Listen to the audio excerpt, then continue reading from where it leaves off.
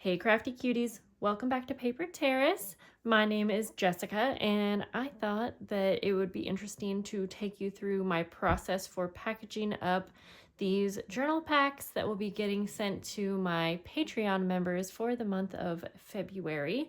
I have been documenting a lot of the whole process for making a journal collection or journal packs in a mass make type way, and I've shown my packaging process before, like on live streams and maybe some videos here and there, but I have a lot of new subscribers and I thought that maybe you wanted to see how I package them up and the decisions that I make along the way.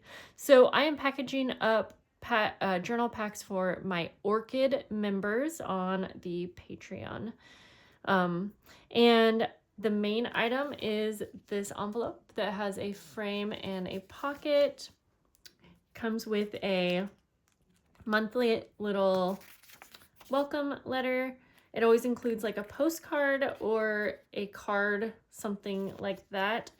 And then I have usually like an extra item. And so this month I have some handmade seam binding that I packaged up on these little cute paper handmade bobbins, colored reinforcers, and little embossed vellum packs, so envelopes, that's the word, and then they have little tags in them. So it's a really good full month, and it also includes a 10-piece journal kit that has like the basics. You can kind of see guest checks, tags, stickers, and things like that.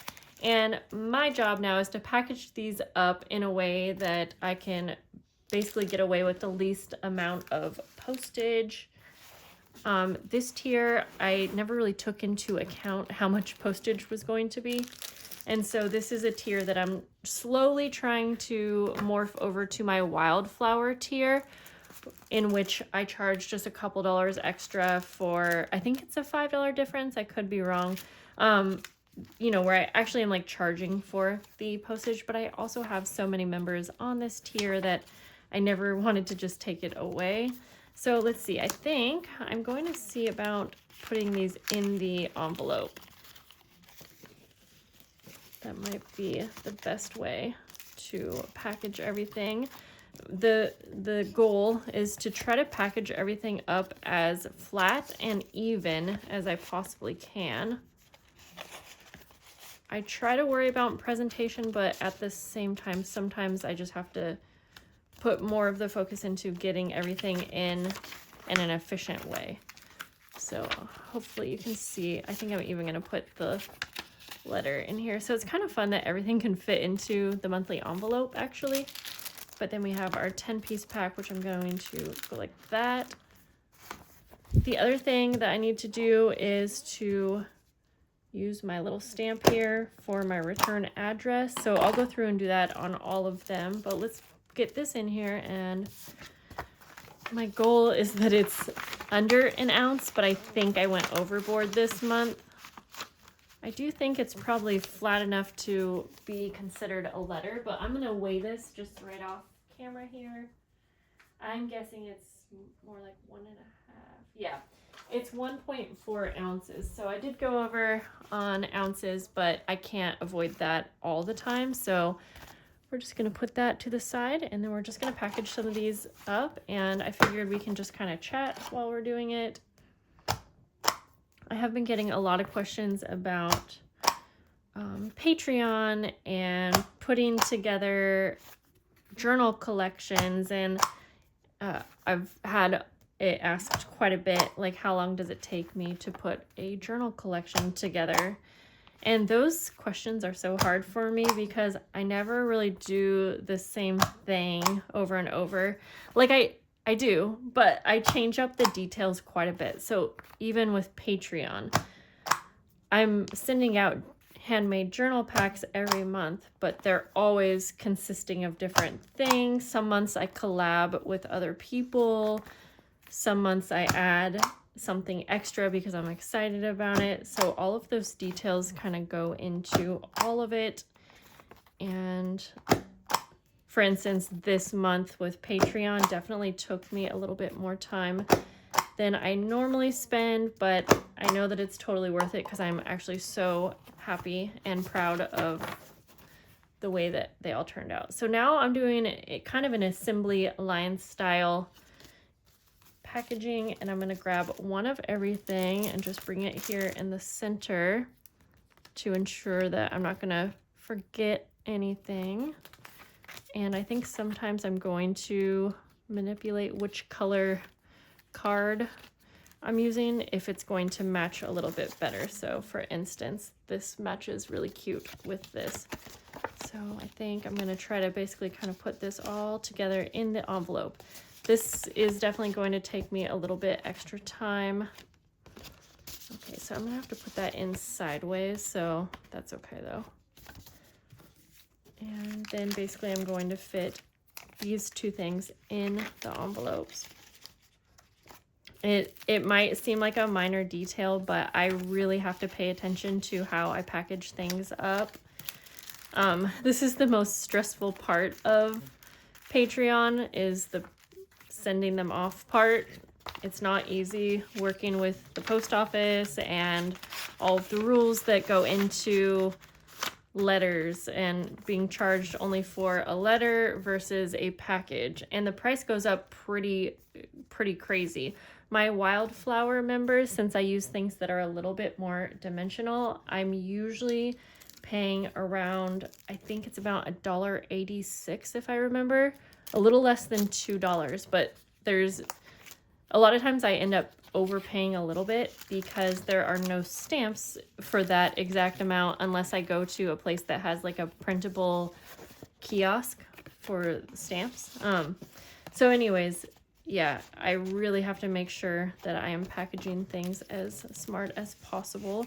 One of the things that I've been told by some of the employees at USPS is that sometimes the difference between getting charged for a letter and a package is if everything in your envelope is completely even all the way across.